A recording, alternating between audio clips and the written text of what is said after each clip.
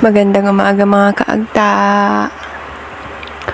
So yan, kita nyo naman nasa sasakyan kami and guess where we going now? Charot, English pa, mali-mali naman. Joke lang, syempre pupunta kami ng Bicol. Sa mga hindi po nakakaalam, ang probinsya po ng father side ko is Bicol. So, ibig sabihin, I am a Bicolana girl.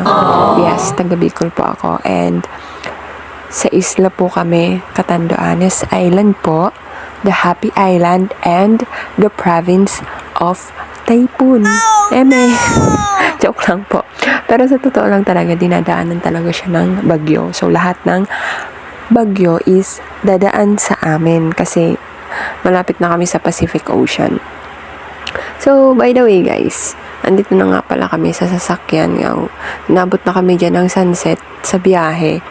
Mabilis lang naman yung biyahe na to kasi nga nakasasakyan naman kami, sariling oras namin.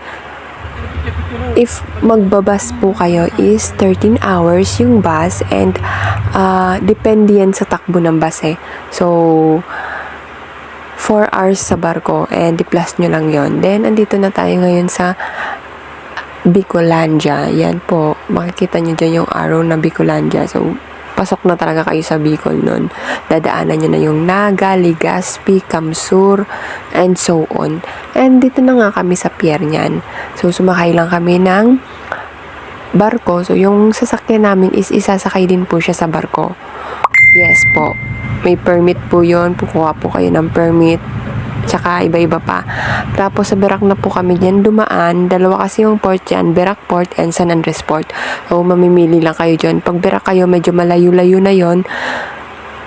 Pero kung taga Berak kayo, pwede naman kayong sumakay doon. Tapos, ayan, dala ko nga po pala yung pusa ko. Nakita nyo naman sa video, di ba?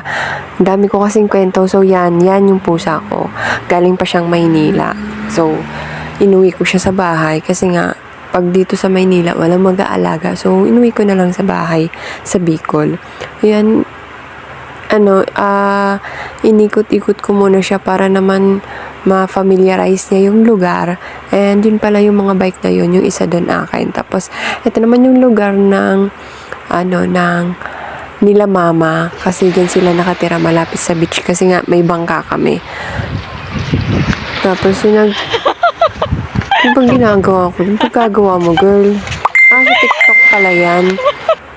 Para yan content ko sa TikTok. Eme lang yan. Huwag nyo nga pansinin yan. Pangit-pangit naman ng babae ito. Ay. Ayan. Oh, ala. Sige. Ikot. Oh, diba? Yan, si Lainey Jane kasi pakalat-kalat yung video. Di ko maintindihan. Ayan, ganda ng sunset yan sa may dagat. Diyan kila mama. Diyan talaga lumulubog yung sunset.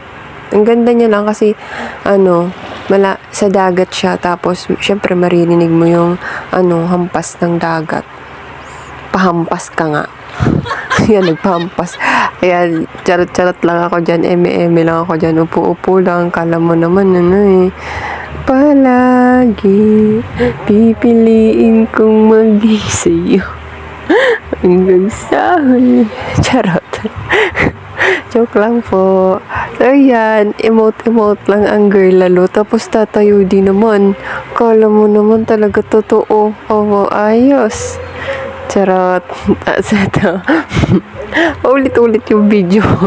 Sorry, nagkamali. Basta yan, i-appreciate nyo na lang yung sunset. Lalagyan ko na lang ng background music.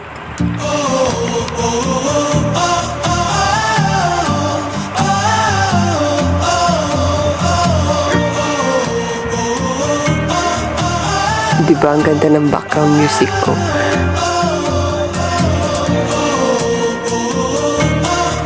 And dyan po ang aking Persian. Ang pangalan niya po ay si Pongkan.